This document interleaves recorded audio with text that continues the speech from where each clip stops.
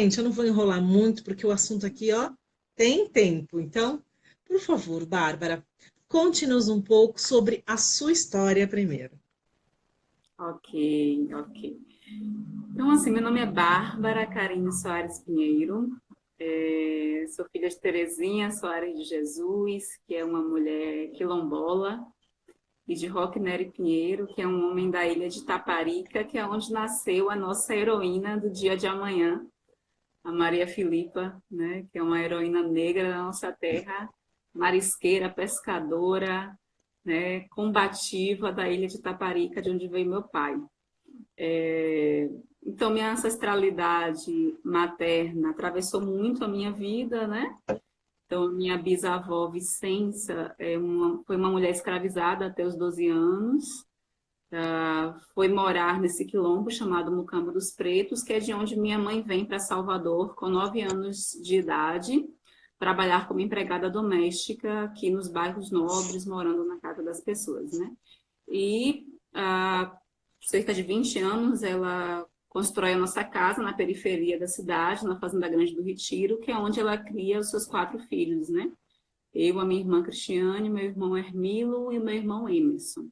Então, nós somos uma família negra, periférica, e marcada pela força de uma mulher negra, né? Que tinha a contribuição do meu pai, mas meu pai tinha uma família primeira, né? Então, antigamente era muito comum essa coisa de duas famílias, né? Isso que a gente conhece bem, que o patriarcado nos reservou aí historicamente. E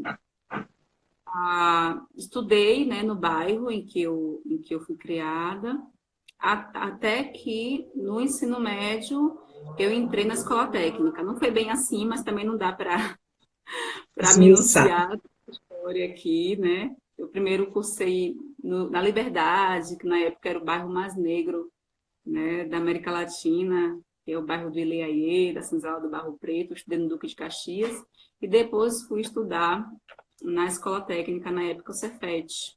Né? Saí de lá do Cefet e fui para a Universidade Federal da Bahia fazer química. Óbvio que eu falo assim, uma coisa atrás da outra, mas foi muita luta, né? Muitas vezes eu voltava da escola 13 quilômetros caminhando, né? Muitas vezes na própria universidade, toda a minha manutenção inicial na universidade, ela foi por doações, então me doaram o jaleco das aulas de laboratório, me doaram óculos de laboratório, me doaram a calculadora científica, enfim, não foi um processo tão natural quanto eu estou narrando aqui. Eu sei lá, eu já entrei querendo ser professora, eu tinha dúvida se eu queria ser de química ou de matemática, gostava muito das duas coisas, e aí de última hora decidi química. Concluí o curso de Química, né, no tempo lá certinho, 4 anos, e entrei no mestrado em Ensino de Química, que é um mestrado em Educação. Fiz um mestrado num tempo recorde no programa, fiz um mestrado em 1 ano e meio, porque Uau! eu tinha uma urgência muito grande, assim, de subsidiar a vida da minha família, né? Aquela coisa que a Luísa Barros fala que uma sobe puxa a outra, então eu tinha uma necessidade muito grande de prover muitas pessoas, né? Então concluí o mestrado em 1 ano e meio e ingressei no doutorado, que eu também fiz em 2 anos e meio, um tempo muito, muito curto, né? Então, com 27 anos eu já era aí uma mulher negra, doutora, bisneta de uma mulher preta escravizada, filha de uma ex-empregada doméstica, e ah, fiz o concurso da universidade, né? Alguns concursos, passei no concurso do Estado, fui professora do Estado aqui, fiz o concurso da Universidade Estadual de Feira de Santana, passei também em segundo lugar, fiz o concurso da UFBA e passei em primeiro lugar, e fiquei na Uau! UFBA como professora, né? Entrei muito jovem, passei no concurso com 25 anos, ingressei com 26 anos. E aí, a minha família ela tinha histórico de adoção, né? A minha irmã mais velha foi a primeira filha da minha mãe, foi adotada, a Cristiane. A Cristiane, com a sua primeira companheira, a Neuza, ela adotou o meu sobrinho, o Luan, que hoje tem 22 anos, é um rapaz lindo. E, e com a atual companheira, né, com a Rita, ela adotou a Isadora, que tem 3 aninhos. Então, a minha família tinha um histórico de adoção. E eu queria ser mãe, né? Porque é opção, a gente pode não querer ser mãe, né? E eu queria ser mãe, mas eu tinha certeza que eu queria ser pela via da adoção. Eu não sabia bem se eu queria gestar, até hoje eu não sei, mas eu sempre tive certeza que eu queria ser mãe pela adoção. Então, quando minha vida estabilizou, aparentemente, financeiramente, emocionalmente, eu entrei com o processo de adoção, né? Nesse processo, eu também vou conhecendo o meu companheiro, o Ian. Só que era meio desconfortável você começar uma adoção, tá conhecendo uma pessoa e perguntar se quer ser o pai do meu filho, da minha filha. Sim. Então eu entrei com a adoção Monoparental. monoparental, com a adoção É monoparental e igual a minha. todo o processo foi monoparental. Já no finalzinho do processo, eu conversei com a assistente social, o Ian já estava totalmente envolvido, a gente já estava morando junto, e a criança, a gestação, né, no coração, ele já estava no processo também, e a assistente social me indicou que seria melhor esperar a criança chegar para que depois ele fizesse um processo de adoção unilateral, que seria super rápido, como foi, né? Então, eu segui as instruções, concluímos o processo de modo monoparental, como iniciou, né? E aí, em 2000, aí eu já vou entrar na escola. Você quer fazer alguma outra pergunta? Não, não, pode falar, porque eu acho que uma coisa te levou à outra. Você teve uma vida que, de uma certa forma, como você mesma disse, teve, né, percalços, teve muitos degraus, você conseguiu superar tudo isso de uma forma digna, conseguiu concretizar muitos sonhos com muita batalha. E aí, assim que você se tornou mãe, eu pergunto a você, como se deu a criação e essa geniosidade de ter concebido uma escola. Da onde você tirou essa ideia? E aí vocês vão entender. Quem não conhece a Escolinha Maria Filipa vai conhecer e vai entender o que eu estou falando. Por favor, segue lá, gente, acompanha. Antes, Sim. eu só queria falar, Lu, que, assim, eu não quero é óbvio que tem que ter mérito na nossa vida, tem esforço, mas eu não quero aqui reforçar a lógica da meritocracia, né? Se eu Não, conseguir, mulher sim. preta, periférica, aos 27 anos, ser doutora, professora universitária, óbvio que tiveram essas pessoas que me doaram jaleco, me doaram óculos de Sim. laboratório, me doaram transporte, né? Eu tive uma professora que me deu transporte por um semestre, professor que me emprestou notebook para escrever, né, dissertação de mestrado. Então, assim, foram muitas pessoas que passaram pela minha vida que me ajudaram muito positivamente, né? Sem elas, não estaria aqui, com certeza. Então, em 2017, o processo foi habilitado, o processo de adoção. E o perfil era de uma menina preta, foi assim que eu coloquei no cadastro, porque eu tinha medo da concepção do que era pardo, né? Enfim. Aí eu botei preta. Depois eu vim descobrir que das 200, mais de 200 crianças negras que tinham em Salvador disponíveis para adoção, cerca de 23 eram pretas. Porque esse processo autodeclarativo, né, Uhum. é muito limitado. Então eu estava concorrendo, né, não digo nem concorrendo, mas assim, eu estava esperando pela chegada da minha filha dentro de uma amostragem muito pequena. Mas, assim, era uma menina preta de 3 a 6 anos. Pronto, era a especificidade, né? Então, a gente sabia que foi habilitada, a qualquer momento essa criança chegaria. O Ian já tinha retornado, porque o Ian faz doutorado em educação na UF, no Rio de Janeiro. Ele passou um ano morando no Rio, 2016 para 2017. E já tinha retornado, já estava trabalhando aqui em Salvador. Ele dá aula de inglês, ele é professor de inglês, né? Ou, desculpa, ele é professor de história. Só que ele dá aula em inglês, dá aula de história em inglês nas grandes escolas bilíngues aqui de Salvador. E ele tinha, por exemplo, bolsa de 100%, né? Nessa escola. E aí ele falou, ó, tem a escola que eu trabalho, a gente pode colocar a nossa filha lá. E aí a gente foi conversar sobre isso. Eu falei, olha, não tem a menor condição, né? Porque vamos pensar o que é a vida de crianças negras nesses espaços brancos. Elas sofrem diversos graus de colonialidade, né? Elas sofrem o grau de colonialidade epistêmica, que é a colonialidade do saber. O conhecimento que ela vai ter acesso da sua ancestralidade é um conhecimento extremamente limitado, é um conhecimento marcado por fortes traços de subalternidade. A primeira vez que ela vai se ver no livro didático vai ser no navio tumbeiro, no navio negreiro, como é chamado.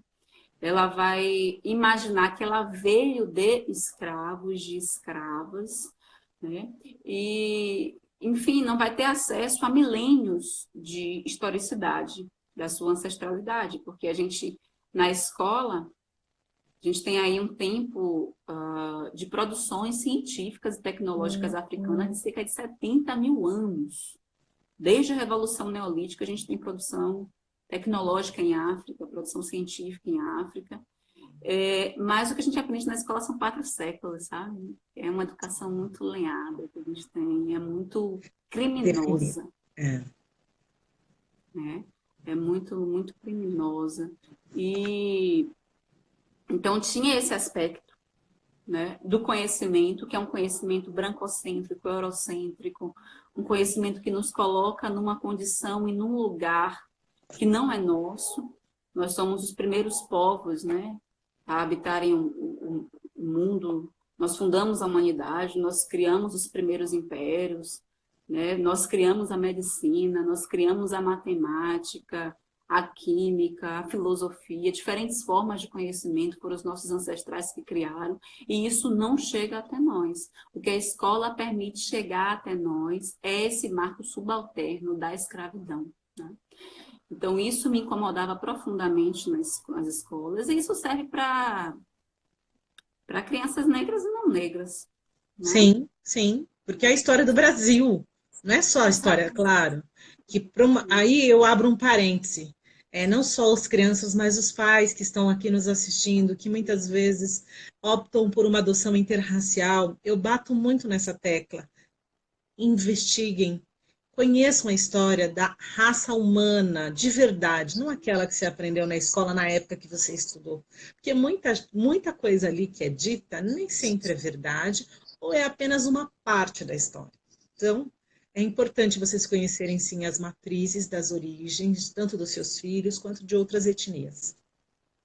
Exatamente, né? Então tinha essa questão da colonialidade do saber. Tinha a questão da colonialidade do ser e do poder também, né? Nessas escolas, pessoas... Onde é que as crianças negras se veem nessas escolas, né?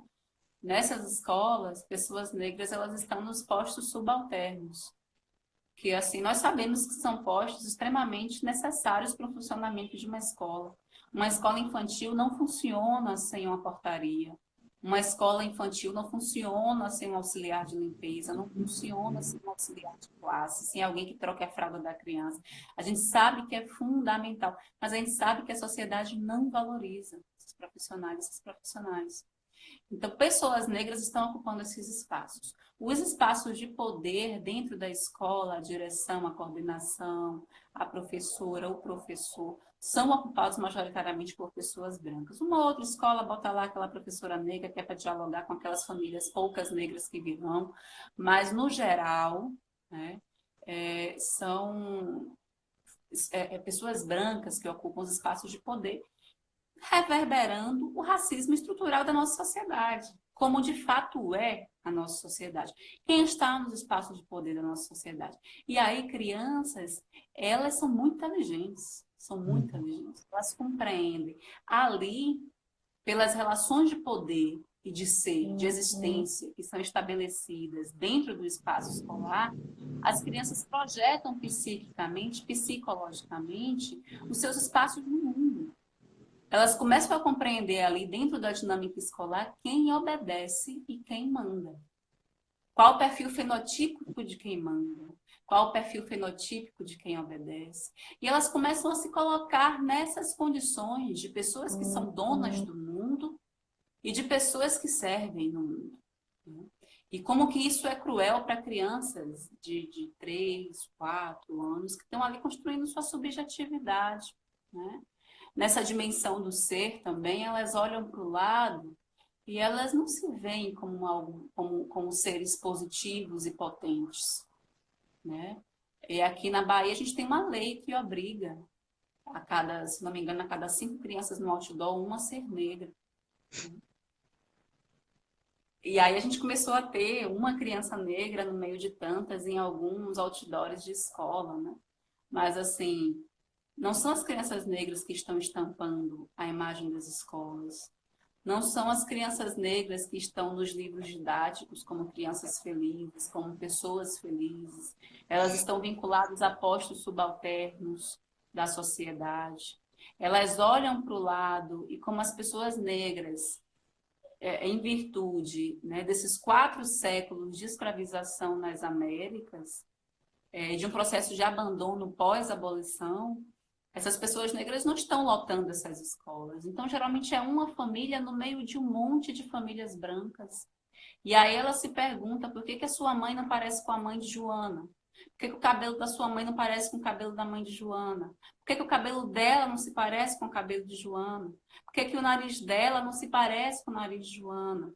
E ela começa a perceber que o nariz de Joana e o cabelo de Joana e a boca de Joana e o olho de Joana é muito parecido com os traços fenotípicos de Mariazinha, de Cristina, de Josefina, e ela se percebe diferente. E ela se percebe diferente num grau da autorização negativa. Ela percebe como que ela não é bem vista e bem quista naquele espaço. E aí que entra a lógica do espelho quebrado. Ela não quer se ver no mundo. Ela se nega.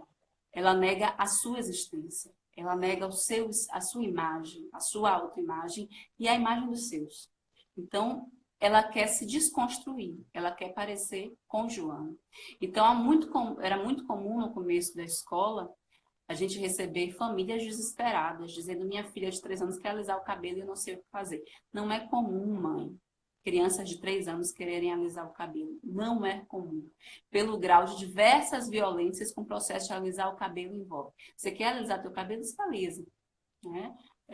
Não tem problema nenhum. A gente tem a liberdade, a gente já foi aprisionada durante 4 séculos. Mas o problema é a gente alisar o cabelo em virtude de uma imposição social, de dizer que o nosso cabelo que cresce para cima é um cabelo ruim, né? Chegou aqui a Iana. Vem cá, Ianinha. Só Iana. E o Ian também. Olha aqui. Oh, ai, que fofura! E o Ian. Tudo bem? Bom, Então, estavam comprando pão. Em virtude dessas questões, a gente discutiu muito, né, na nossa família e chegamos à conclusão que a gente precisava de uma outra escola. E que essa escola não existia. Essa escola não existia. Ah, tem as escolas públicas. Tem algumas escolas públicas de referência. Sim. E a gente não achava justo a gente tirar uma vaga de alguém que efetivamente precisa dessa escola, né? Diante da média salarial que a gente tem. Não é lá essas coisas todas, mas é muito melhor do que grande parte da parcela da população negra de Salvador. Mas a gente sabe também que a escola pública, em grande parcela, ela representa racismo estrutural, né? E isso aparece muitas vezes na falta de estrutura, no abandono salarial, da progressão dos professores, em diversas perspectivas a gente pode perceber, né, isso. Então, quando fomos habilitados, tivemos essa discussão em casa e chegamos à conclusão de que essa escola não tinha. Foi quando o Ian perguntou: então vamos abrir a nossa escola? Ele sempre fala que foi brincando, né? Eu não entendi na época que era brincadeira e falei, vamos. Então, a gente começou em 2017 a escrever o projeto político-pedagógico da Maria Filipa, um projeto que a gente entrevistou várias personalidades baianas e de fora da Bahia, do movimento negro, da área da educação, né? Com a seguinte pergunta: que escola você gostaria de ter para o seu filho e sua filha? Uau. Inclusive para pessoas que nem tinham filho, não tinha filha, mas, sei lá, no campo hipotético, né? E com base nessas respostas, a gente construiu o projeto pedagógico, né? Em 2018, a gente fez a parte burocrática da escola, né? De abertura de CNPJ, de registro, de locação do espaço, de, enfim, pensar a estética da escola, pensar o currículo da escola, 2018, pensar os profissionais e as profissionais da escola, porque isso para a gente também é extremamente delicado, né? E 2019 a gente começou, 4 de fevereiro, a gente iniciou o primeiro ano letivo da Maria Filipa com 33 crianças. 33, número cabalístico. É. Agora sim, não querendo te cortar, mas encaminhando um pouco o tema, para quem não conhece a Escolinha Maria Filipa, eu faço esse convite. Acompanhem através das redes sociais. Daqui a pouco ela vai falar onde vocês podem encontrar melhor as informações, mas só para vocês entenderem que o ensino é diferenciado e não é à toa, gente. Foi pensado, foi planejado, é algo que todo mundo sonha em ter. Então, por isso que eu trouxe hoje a Bárbara aqui, para que a gente possa olhar para isso e falar, é possível sim a gente ter um ensino melhor, uma educação melhor e está acessível da gente. Então, Bárbara, conta um pouco, assim, rapidamente, eu sei, mas como que é o dia a dia lá na Maria Filipa? Eu acho que é importante também ressaltar que, por conta da Bahia, tem uma população negra muito, né, predominante. A gente sabe que existem também crianças brancas, naturalmente, mas como que se dá esse equilíbrio na escola? É natural, não é? De que forma? Existe mecanismo para que isso também tenha um cuidado? Certo, certo. Então, assim, a nossa escola, no primeiro ano, ela tem as turmas letivas pela tarde, os grupos 2, 3, 4 e 5. E temos também a escola em turno integral. Pela manhã, a gente, esse ano, não conseguiu abrir turmas. Então, a gente tem as atividades do integral. A gente dialoga com a BNCC, né, com os eixos previstos para a educação infantil da BNCC, de modo que cada dia da semana corresponde a um dos 5 eixos. A escola é bilíngue, então, que é uma outra dimensão também, né? A gente sabe que pessoas negras, em geral, elas têm um acesso mais reduzido a idiomas hegemônicos em virtude da nossa Constituição Histórico-Social no Brasil, né? Para nós é muito mais importante pensar a sobrevivência do que, por exemplo, cursar um curso de inglês, enfim, né? Enquanto que crianças, filhas, né, das pessoas que ocupam os espaços de poder, elas estão tendo acesso com idiomas desde muito jovens, né? Então, a gente pensou em possibilitar o acesso aos espaços hegemônicos, botando a escola bilíngue em inglês, né? Ela poderia ser bilíngue em algum idioma africano, inclusive, né? Então, metade da aula, assim não. Metade da aula ela é proferida em português e a outra metade em inglês. Quer descer? Vai lá falar com o papai, vai. Tchau, todo mundo. Tchau. Vai lá, com o papai. Então, metade da aula é proferida em inglês até o intervalo e a outra metade é proferida em português, né? E vice-versa nas diferentes turmas. A gente pauta uma educação decolonial. E o que significa pautar uma educação decolonial? Uma educação que valorize os grandes marcos civilizatórios da nossa nação, né? Que é o marco civilizatório ameríndio, que são os povos originários, os verdadeiros donos dessa terra, as pessoas que, se teve alguém que descobriu o nosso país, foram os ameríndios, nossos ancestrais. E aí nós temos hoje cerca de 300 etnias indígenas, né, no Brasil. E a gente pensa muito o acesso dos conhecimentos indígenas para essas crianças, a gente pensa em potencializar esse acesso. No marco civilizatório africano, e aí é o nosso eixo maior, porque a gente está em Salvador, uma cidade que tem 84% de população negra, então a gente vai ter um fortalecimento maior da questão africana e afrodiaspórica, e também o marco civilizatório europeu, porque ele também é constitutivo da nossa história, né? Tanto que, principalmente as festas populares, a gente pauta o diálogo desses três marcos, né? Então, por exemplo, no São João agora, a gente organizou as festas juninas a partir, por exemplo, da fogueira de Xangô, pensando um marco ancestral africano, pensando também nos solstícios egípcios, né, que marcavam aí a festa do Deus Sol e o período da colheita, que era concomitante o período com os solstícios incas, e aí a gente pauta a festa indígena de Inti Raymi, e também os santos juninos cristãos, mostrando um pouco da história, inclusive de enculturação, né? De como que tentaram destruir as festas pagãs, indígenas e africanas, a cultura cristã, e como não conseguiu, incorporou essas festas, né? Marcando ali a existência dos três santos juninos. Mas ela está batendo mesmo, não conseguindo falar. Então, a gente trabalha a partir dessa perspectiva decolonial, né? Então, sempre que a gente vai pensar uma construção de algum momento escolar, é a partir desse marco. Por exemplo, julho, é julho das pretas. Então, a gente tem que inserir no currículo uma discussão sobre mulheres negras, mesmo que essa discussão perpasse o ano todo. Mesmo que Maria Filipa apareça em diferentes momentos. Dia da Mulher, Maria Filipa apareceu. Amanhã é 2 de julho. Quarta-feira, Maria Filipa vai aparecer na escola de novo, né? Mulheres negras apareceram no Dia da Mulher.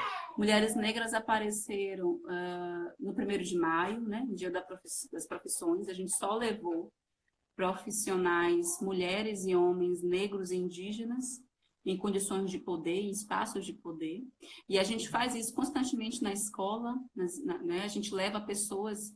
O último convidado que a gente levou foi o primeiro mestre em química indígena, Pataxó Ranranhan, daqui da UFBA. Então, a gente levou ele lá para ele falar para as crianças um pouquinho da história dele, da cosmovisão do povo dele, de quem ele é, né? A gente levou também lá a Rutian Pataxó, que é uma estudante de Direito, no Dia da Mulher. No Dia da Mulher, a gente levou também uma doutora, uma cientista, a Eliane, uma mulher negra. A gente levou também a Tiffany Odara, que é uma parlamentar, uma pedagoga, mulher negra trans. E a gente levou também a Cida, né, que é uma mãe da escola, que é pedagoga, que é mestra, para dialogar um pouco sobre essas diferentes percepções do que é ser mulher na sociedade, por exemplo. Então, a gente está sempre articulando essa questão da decolonialidade nos seus diferentes âmbitos, né? A perspectiva para nós da diversidade não é uma perspectiva discursiva, ela é uma perspectiva vivencial. Então, para nós, a gente se preocupa, assim, com uma espécie de uma matemática da escola, sabe? A gente tem profissionais brancos, né? Mas a gente quer ter profissionais negros, numa proporcionalidade que a gente busca na sociedade soteropolitana mesmo, né? Então, a gente tem profissionais mulheres, a gente quer ter também profissionais homens na educação infantil, porque geralmente as pessoas remetem a educação infantil ao cuidado e pensam que cuidado é coisa de mulher, nessa falácia patriarcal aí, criada na nossa sociedade para estabelecer os nossos lugares, né? E a nossa subserviência frente ao homem, né? Então, a gente coloca professor homem lá também para lidar com a criança, né?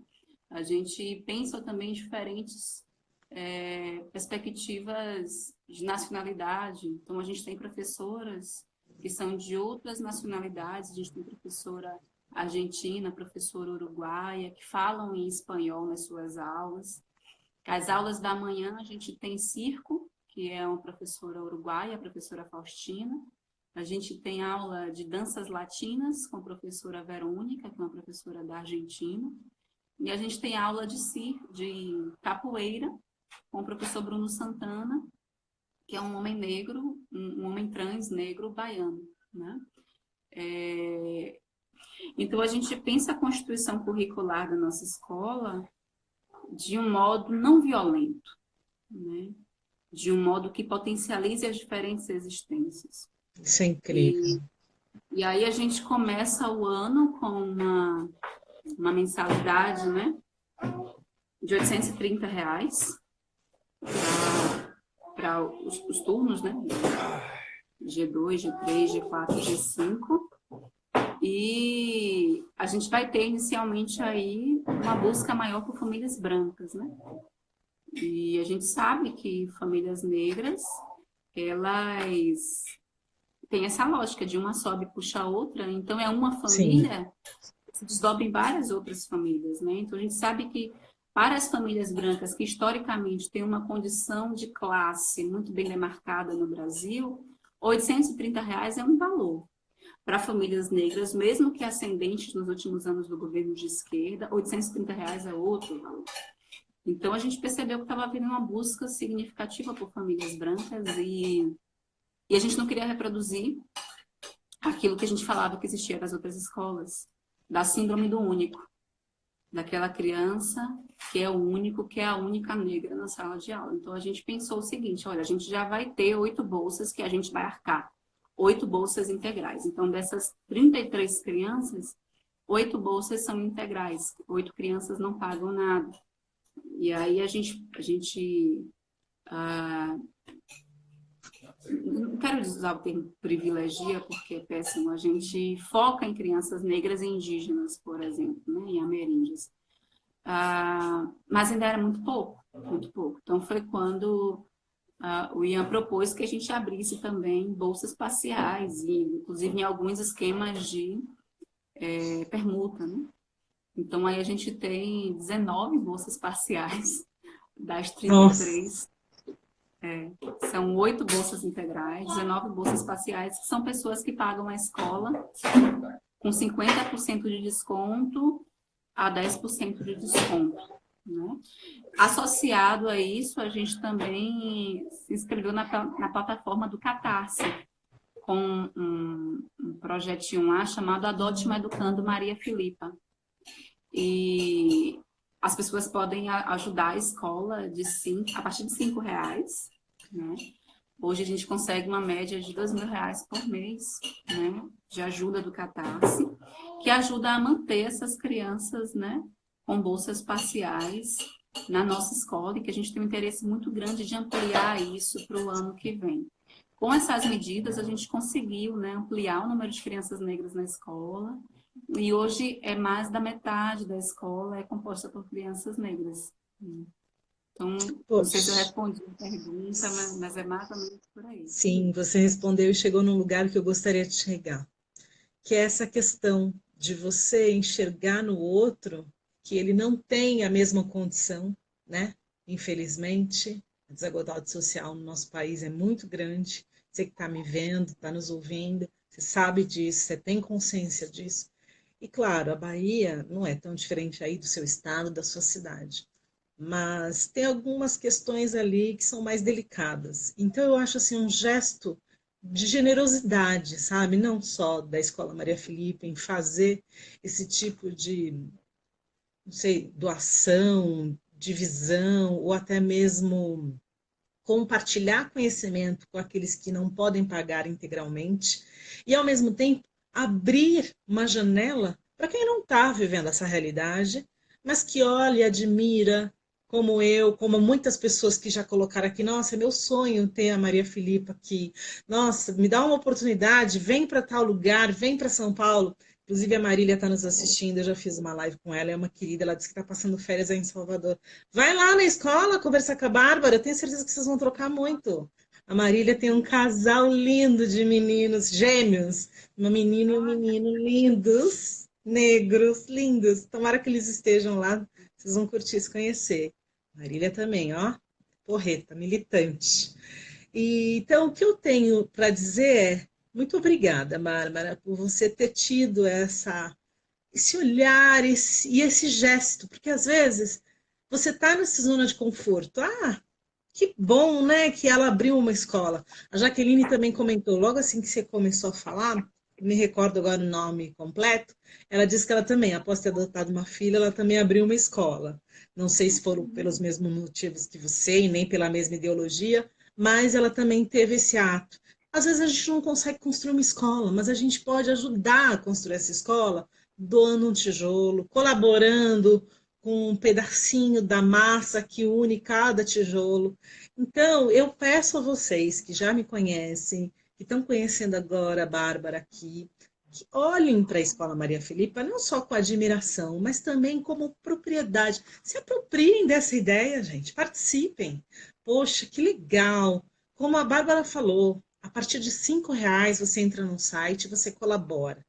E o método de colaboração é muito simples. Existe depósito, acho que não, mas existe boleto, você pode fazer débito automático no seu cartão, mas, não tenho cartão. Tem boleto, gente. Vocês geram um boleto, fazem um pagamento.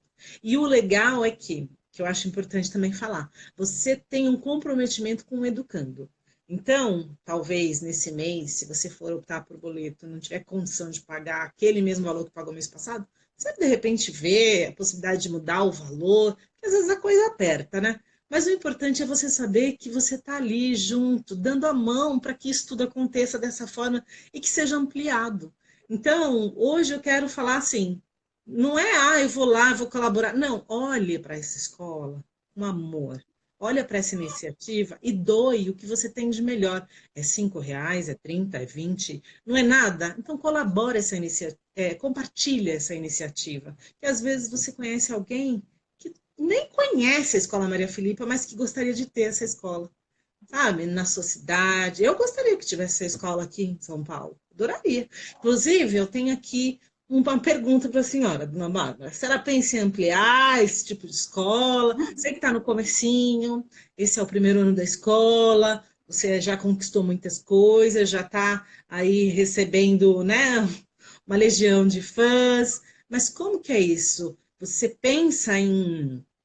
Se alguém aí que estiver nos ouvindo, vendo essa live, depois vai para o YouTube, e tiver interesse, você pensa em franquear um método? Eu sei que pode parecer comércio isso que eu vou falar agora, mas não é não, gente. É necessário sim. O que é bom, a gente tem que colocar para frente, tem que fazer, porque senão se restringe a um só lugar. Agora, claro, vai depender da criadora, né? Aí é você que nos diz, Bárbara, o que você pensa dessa sua iniciativa? Sim. Quero aproveitar e mandar um beijo para a Ju aqui, nossa estagiária, que está comentando em alta aqui, orgulho. Sim, tem um monte de gente. Aqui não dá para comentar, gente. Verdade. Então a gente pensa, né? Inclusive pessoas que a gente já socializou o PPP da escola com gente que diz assim, ó, estou abrindo uma escola aqui no meu interior, estou abrindo uma escola aqui na minha cidade. Vocês podem socializar com a gente a proposta, a gente manda por e-mail, né? A gente não tem esse preciosismo, não, porque é uma coisa que a gente construiu, foram meses para a gente construir de fato, e se renova a cada ano, né? O projeto da escola, enfim, a gente pensa muitas coisas que podem ser melhoradas. Na prática, a gente percebe que algumas coisas de fato deram certo, outras não. Prática pedagógica é isso, é movimento, né? Mas a gente socializa. E a gente ajuda também, né? Escolas que queiram. A gente dá palestras, por exemplo, gratuitas em escolas públicas, né? nas escolas privadas, né? A gente cobra um valor, mas é um valor também de acordo com a característica daquela escola, com o que ela pode pagar. E a gente dá a formação mesmo, porque o nosso intuito é pensar uma educação antirracista a partir de suas estruturas. Não apenas chegar lá na escola e dar uma palestra no Novembro Negro. A gente tem que repensar a perspectiva curricular e existencial da escola, né? Então, a gente tem sim interesse de expandir a escola. Hoje, a gente realmente não tem condição financeira, né? A gente está num momento aí que a gente está chegando já na iminência do nosso segundo empréstimo, porque para abrir a gente teve um primeiro empréstimo, né? E a gente tem um déficit orçamentário, né? Com essa configuração da escola, mesmo com a ajuda que a gente tem do Catarse, entra menos dinheiro do que o que sai. Sim, sim, sim. Tudo. Cerca de um déficit aí de... Hoje deu uma diminuída, né? Está em torno de R$ 7.000 o déficit, né? E a gente tinha algum recurso na escola que a gente estava sempre cobrindo esse déficit mensalmente. No mês de julho, agora é o último mês que a gente consegue cobrir, né? Então, potencialmente, de julho para agosto, a gente tem que recorrer a um outro empréstimo para que a escola ela consiga chegar até o final do ano. E nossa preocupação fundamental são as pessoas que trabalham conosco, que têm suas famílias, que têm pessoas outras para darem conta, que têm suas existências, né? Então, hoje, a nossa preocupação fundamental é... Eu não quero dizer sobreviver, porque eu acho forte, mas no fundo é isso. É conseguir concluir esse primeiro ano, né? É a nossa preocupação fundamental hoje. Óbvio que aparece muita gente querendo levar a escola para outro lugar, e a gente... Eu nem entendo direito o que é franquia, comecei a ler. Mas é bom você começar a pesquisar, porque eu acho que vai ser necessário. Quando digo franquia, é para você tentar manter o mesmo rigor que você tem aí. Porque nada contra. Eu gosto de uma certa... de repente eu quero implementar na minha escola esse tipo de linguagem. De manhã eu dou aula em português, à tarde eu dou em inglês, iorubá, em espanhol, não sei. Cada um, né, escolhe sua linguagem. E aí isso acaba se perdendo, porque aí não entra nos eixos que você determinou para a escola, que você julga importante. Então, se é uma escola que quer seguir a linha e levar o título, eu tenho um padrão Maria Filipa, é necessário sim que você documente e que faça a coisa como deve ser. Claro que auxiliar, dar de repente, um suporte na coordenação pedagógica, eu acho que é super bem-vinda. Mas, se quer levar o carimbo que a Maria Filipa hoje tem, que é de originalidade, criatividade, essencialidade, além do registro da identidade do ser humano na sua essência, sobretudo o ser humano negro, eu acho fundamental você manter, sim, esse ritmo. Agora, sim, parece que não, né? A gente tem mais 13 minutinhos de live. E eu quero que você fale das suas redes sociais, para as pessoas te acharem, para você falar um pouco do site da escola, como que funciona isso, porque depois eu vou colocar o link para vocês, tá, gente? Eu já publiquei, mas eu vou publicar novamente do Catarse, e também eu coloquei o videozinho da campanha, mas é sempre bom, né? Uhum. Então, a gente tem o site da nossa escola, inclusive também no esquema de permuta, porque tem isso também, né? Muitas famílias a gente dá o desconto e elas contribuem com a escola em alguma medida, e aí tem uma família especificamente que organizou o site para a gente, né? Os da Dani, que deu uma força muito grande na criação. Essa família organizou, que é o www.escolinhamariafilipa.com.br. Lá a gente tem informações, né, que a gente ainda não está movimentando muito, está no primeiro ano, então a gente está ainda pensando o conceito mesmo, né? Tem as redes sociais, e aí essa a gente movimenta bastante. Essa que eu fico babando. A gente movimenta muito, né, que é o Instagram, Escolinha Maria Filipa, e o Facebook também, Escolinha Maria Filipa. que aí efetivamente quem dá conta do Instagram são mais eu, o Ian também, e a Lore, né? A Lore Lacerda, que é nossa secretária.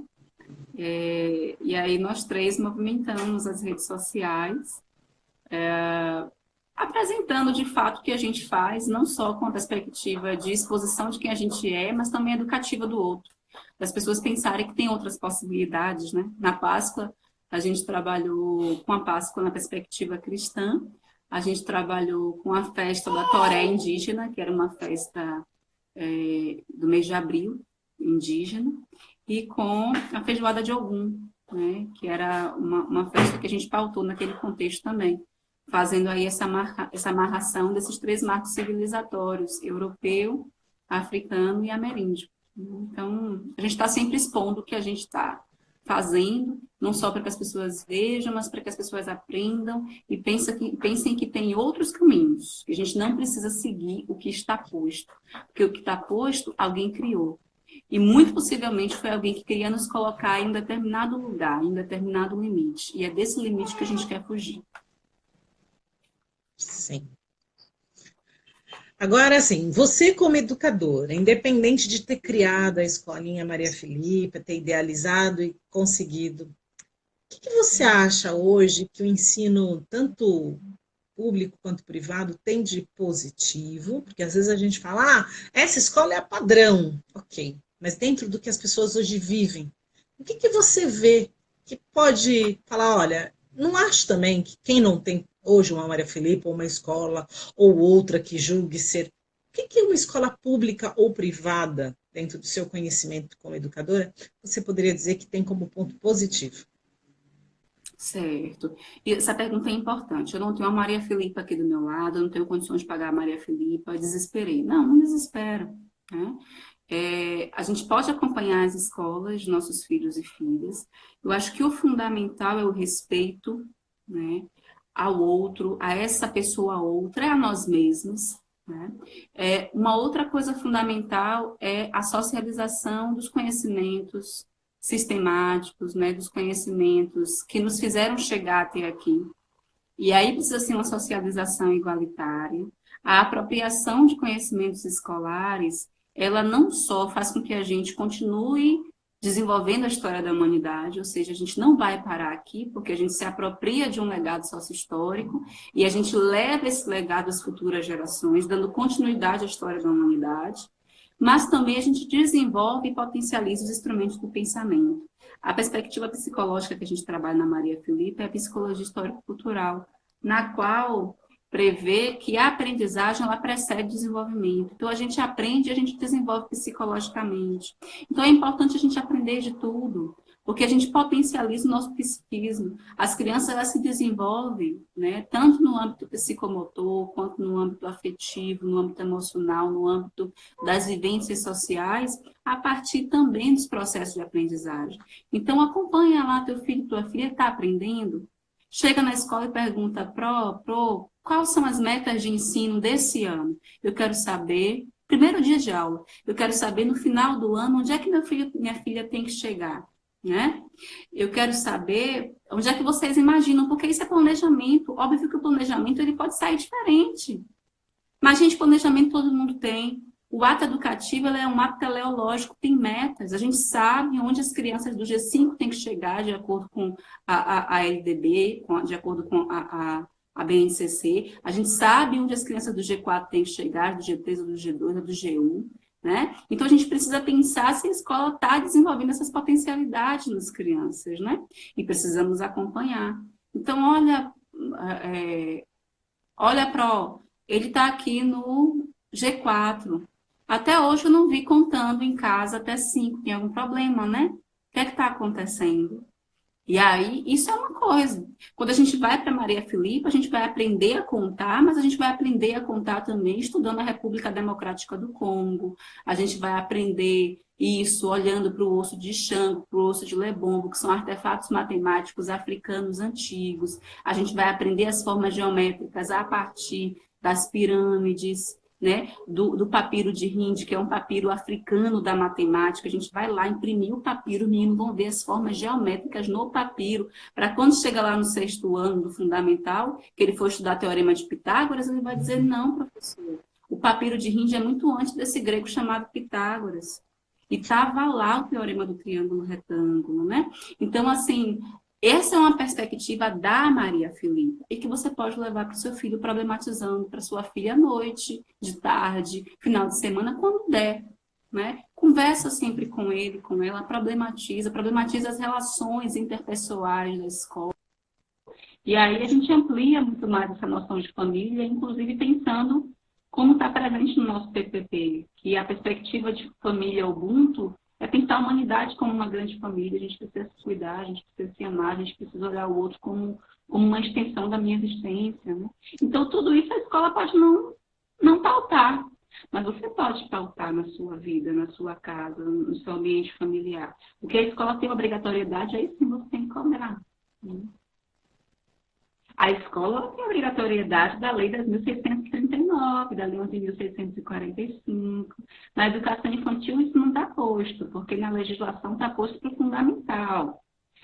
Seu filho, sua filha já está no fundamental em diante, a escola tem que pautar conhecimentos africanos e ameríndios, sim, porque é lei, né? Pois é. Então você pode cobrar na escola também.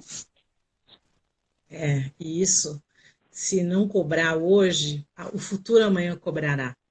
Que é uma pessoa que não vai ter apropriação da sua história, ou da história do colega, ou da história de um membro familiar, ou da história do Brasil, né? E, infelizmente, isso acontece. Tem muitas pessoas que não têm conhecimento da história, da sua história, e acabam cometendo, às vezes, equívocos muito grandes. Mas esse é um outro papo, um outro dia, porque a gente agora está falando dessa maravilha que é a Escolinha Maria Filipa. Então, Bárbara, assim, a gente tem pouco tempo, mas eu quero muito te agradecer por você ter vindo aqui no canal da Adoção, ter aberto o seu coração, a sua história de vida, a sua história dessa linda escola e compartilhada. Aí eu pergunto para todo mundo que está assistindo a live, quem aí tem vontade de ter uma escolinha Maria Filipa na sua cidade? Coloca aí para a gente ver, só para a gente fazer enquete. E coloca a região que vocês são, tá? Coloca o estado, para a gente também saber. Quem aí gostaria de ter esse exemplo? E mais, não esqueça do que eu pedi, gente. Acessem o site Catarse, depois eu vou publicar. Você sabe o endereço de cor? www, alguma coisa? Não, tudo bem, não tem problema. E aí, façam uma doação, uma colaboração, compartilhem essa história. Vocês perceberam? É com muita luta que a Bárbara e seus companheiros, porque não é só ela, né, gente? Lá tem outras pessoas na equipe que estão ali batalhando para que essa escola se mantenha de pé com dignidade e que mantenha essa qualidade, e assim será. Então, para isso, como a gente não tem, né, um número de alunos ainda suficientes para bancar a escola, a gente precisa se unir, a gente precisa dar as mãos e levantar, né, fazer o possível. E não precisa de muito, gente, é um tijolinho. Pode custar R$5 no seu bolso, ou 10, ou 15, ou 20, ou 30, quanto couber, não importa o valor. O que importa é o gesto, é a sua iniciativa. Vai ser de grande valia. Então, tem gente aqui falando, mas agora, Bar, tem aí 1 minuto para acabar. Quer falar mais alguma coisa? Não, eu só quero agradecer muito. A gente está no primeiro ano, mas já foram tantas coisas muito bacanas. Eu acho que a vida é isso, né? A gente cria coisas positivas, a positividade retorna para a gente. 2 meses depois que a gente abriu a Maria Filipa, a Iana chegou, né? Que a gente pensou nela ainda na habilitação. Então, Maria Filipa só tem frutos positivos para a nossa vida e para a vida dos nossos, né? Para o nosso coletivo. Obrigada. Muito obrigada ao canal da Adoção por essa possibilidade, por esse aquilombamento, né? Por essa rede de mulheres negras, de pessoas negras que se cuidam e se pensam na sua extensão existencial, né? Eu me vejo em você e eu tenho certeza que você se vê em mim também. Né? Muito obrigada, minha irmã Maldupé. Amém. Axé. Bom, aqui. Eu gostaria. Estou mais próximo de Camaçari, Bahia. uma cidade pertinho, Onde está a escola Maria Filipa em Salvador? Qual bairro é? Rio Vermelho. Rio Vermelho, tá. Conheço. João Vick, seria incrível ter uma aqui em São Carlos, São Paulo, ou Taubaté. A Cilinha, São Paulo, capital. Também, ó, tô na votação aqui de São Paulo. A Viviane, Campanha, sul de Minas. Maria Uau! Filipa no Rio. Uhul! Gente, olha, habilitações que não faltarão, viu? Muita gente querendo. E outras pessoas que também estiveram presentes no começo, durante a nossa live, falaram: eu adoraria ter a Maria Filipa aqui. É o sonho de consumo de muita gente. Então, gente, não percam a oportunidade nem esperanças. Quem sabe um dia a gente terá. Deixa eu ver. Muito, muito amor envolvido. Parabéns, Bárbara, você é genial. Olha, eu tenho 30 segundos para finalizar. Então, eu quero agradecer a vocês que estão aqui assistindo a live também, que acompanham o canal da Adoção. Avisar para vocês que nós temos perfis nas redes sociais. Então, nos acompanhem, sigam o canal da Adoção no YouTube, com algumas lives, no Instagram, que é onde você está nos assistindo, e também no Facebook. E na próxima semana tem live, hein, gente? A Escolinha Maria Filipa oferece um ensino pautado na pedagogia histórico-crítica e na decolonialidade do saber. Isso significa uma escola infantil que desconstrói os padrões europeus para formar pessoas a partir de fontes de conhecimento diversificadas, valorizando principalmente os saberes ancestrais e científicos africanos. As turmas vão do grupo 2 ao grupo 5, todas com educação bilíngue em português e inglês. E para os alunos do turno integral, temos a opção trilíngue, com a inclusão do espanhol. O nosso quadro de professores e professoras é integrado por especialistas com formação pedagógica e vasta experiência em educação infantil. As matrículas para o ano letivo de 2019 estão abertas. Agende a sua visita e venha fazer parte desta grande família. Escolinha Maria Filipa, educação infantil afro-brasileira. Salve 2 de julho, salve a independência do Brasil na Bahia, salve Maria Filipa, nossa heroína, salve a cabocla, salve o caboclo.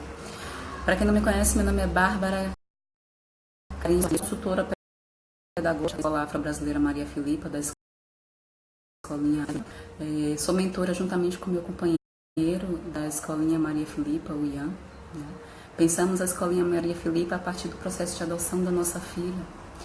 Ontem eu estava numa live no canal da Adoção com a queridíssima Luciana, aqui no Instagram. E aconteceu uma coisa muito inusitada, né, no final. E eu não sei fazer essas coisas de ao vivo, quem faz é Lori, da secretaria da nossa escola, a maravilhosa Lori, que faz todos os ao vivos. É a primeira vez que eu estou fazendo, eu estou meio desajustada. Mas eu me senti na obrigação de vir aqui agradecer. Ontem a gente estava contando a história da nossa escola e em um determinado momento a Luciana perguntou sobre a possibilidade de expansão da Escola Maria Filipa em outros lugares, em outros estados do Brasil. E aí ela sobre a situação atual que a gente se encontra, né? Que a gente está num primeiro ano de abertura da escola, né? A escola existe em termos de projeto desde 2017, a escola, e que nossa meta esse ano é a meta de fato de sobrevivência, né? Então, assim, a gente abriu a escola no início do ano para recebermos famílias diversas, com diferentes faixas, né, de bolsas, com bolsas integrais, grande parte com bolsas parciais, de 50% a 10% de desconto, né? Então, é uma escola que tem essa perspectiva de raça, de classe, uma perspectiva anti-opressão. E isso é interessante porque a gente já está numa cosmovisão ameríndia de reciprocidade com o universo, né? Então tudo que a gente dá, a gente recebe em troca. A natureza é isso, né? A sociedade, o universo é isso. E a gente tem, nessa ótica, né, de bolsas, a gente acabou tendo um déficit orçamentário mensal de cerca de R$7.000 na escola, que a gente acabou cobrindo até o presente momento do mês de julho com um empréstimo que a gente pegou, né? E também o Catarse ajuda, né? Com a constância mensal que a gente consegue manter, porque tem algumas pessoas que conseguem contribuir um mês, outras não. a partir de R$5, a gente consegue educar, né? E esse mês de julho seria o último mês que a gente conseguiria. Então, no próximo mês, a gente já buscaria um outro empréstimo. Enfim, está no campo da possibilidade. Mas o mais interessante, desde já, a gente agradece as pessoas que nos contribuem no Catarse. A gente agradece as pessoas que falam assim, não entendo disso de Catarse, não sei como faz, me manda um boleto. A gente tem 2 pessoas que colaboram assim, né? Com valores significativos para elas, né? R$20, R$15, enfim.